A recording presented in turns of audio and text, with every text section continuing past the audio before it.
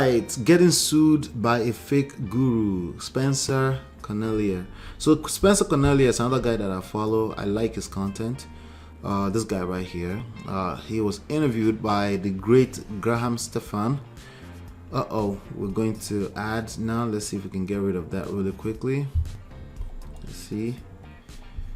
So he was interviewed, and I thought it was a great interview. So we'll try to link it in the box below. Beautiful piece right here. Totally cool. He talked about real estate. If just in case you don't know, I teach real estate here. You go to realestatemoneysecrets.com to get your free books. I have 2 free books for you, over this one and this one. If you want to learn how to make real estate from home, that's what I do and teach. Okay. He talked about real estate, and he talked about something I thought was quite interesting, which is house hacking.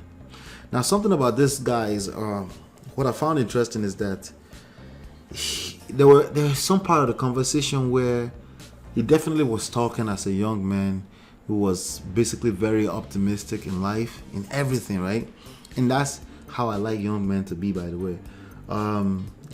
When it comes to romance and relationships, unfortunately, a lot of men are not optimistic, but they are more optimistic when it comes to business.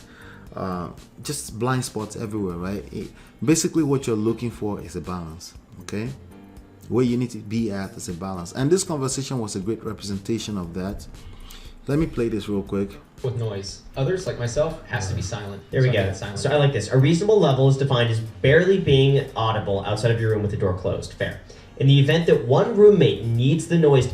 All right, so that's basically them talking about the rules he created for his tenants, right? So I tell people all the time, I said, being a landlord is different from being an investor. Being a landlord is more than a full-time job. It will milk you, it will drain you, and there's a lot of liabilities that comes with that. It's not something to be approached lightly, okay? So he's house hacking, which means also a bunch of roommate type of tenants. There's a lot of legalities around that. So he puts partitions in houses, and Graham was trying to tell him like that, if some kind of fire or something breaks out, those kind of things can become issue really, really quickly, from a legal standpoint. Let's listen a little bit more. For the expense. That's good. I always try to be a great landlord. I think I'm the best landlord in Vegas. Like the goal with house hacking is to always provide the best experience to your tenants, and I try to implement that every day. Yeah. If you're having any issue related, let me see here. Let's go. Let me see some of the warnings that Graham gave him was there. But Graham is one of those guys that is like a 96-year-old man that lives in the, how old is he? 30 years old body.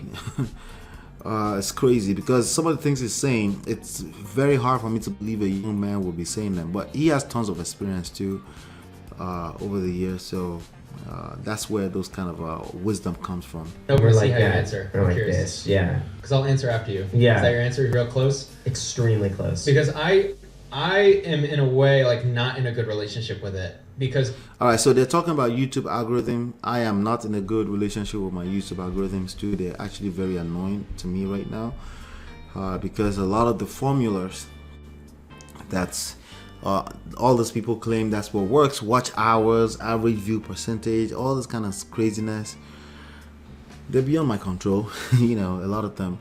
I just try my best. The only thing that's in my control is consistency and just putting out this volume, and from that we've had some success. We've created some success, so there we go. our careers on YouTube are so tied to the numbers and analytics that it can almost become So my career on YouTube is not tied to the numbers on YouTube. That's something that I learned a long time ago, and I stopped trying to put all my effort in YouTube in terms of my energy to look at analytics. I try not to do that because honestly, that's just way too much headache, right? People love negativity. Graham is great, but I definitely expose him for views. That's crazy. Anything for the views. If you have CoffeeZilla on the podcast, you get the Guru Busters coffee. Alright, Jack is underrated interviewer. Graham, you need to have CoffeeZilla. Okay, so these guys are they're the YouTube stars right now, and I follow them because again I need to know what they're up to. Like I'm looking at this thumbnail, right? This thumbnail is mad, right? This thumbnail is mad. This thumbnail spoke volume. It was basically, this thumbnail told me like, I need to see what it's about, because I follow him. He's always crystal clean. But this guy, for some reason, I pictured him like this before they actually made a thumbnail out of this. I don't know if I've seen this picture somewhere before, but good stuff. But anyway, good conversation about real estate, about YouTube views, how to balance the two together. And because YouTube, creating content, it's an extremely lucrative endeavor. If you can figure it out, if you have like a brand that can actually blow out, absolutely, it's worth it. We have a channel right now that's going kind of viral. We have a few videos on our marriage channel that's going viral. You can see that on our homepage, you know. So I'm always paying attention to some of this stuff, right? So it's also known for busting gurus and stuff like that. You know, he's you know, his story is incredible. You know, he was riding a bus up to last year or something like that, and he's making $23,000 per month, about that, on YouTube right now. So it's absolutely an inspiring, an inspirational podcast, so to say, right? So, but what I really got out of this, for the most part, is that with the level of success he's attaining right now, he just got sued by a fake guru. Okay, so, and that's the thing about these things. This lawsuit. Once you start climbing certain success ladders, you know, the first time I got like was it an email or a letter, a cease and desist letter? The first time I was like, whoa, right?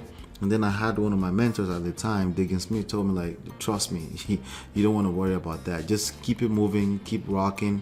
You're going to be fine. Just address it and keep it moving. So you're going to attract some kind of negativity when you hit certain level of success. That's not to scare you from success. It's just to let you know that in life, to whom much is given, much is going to be required, right?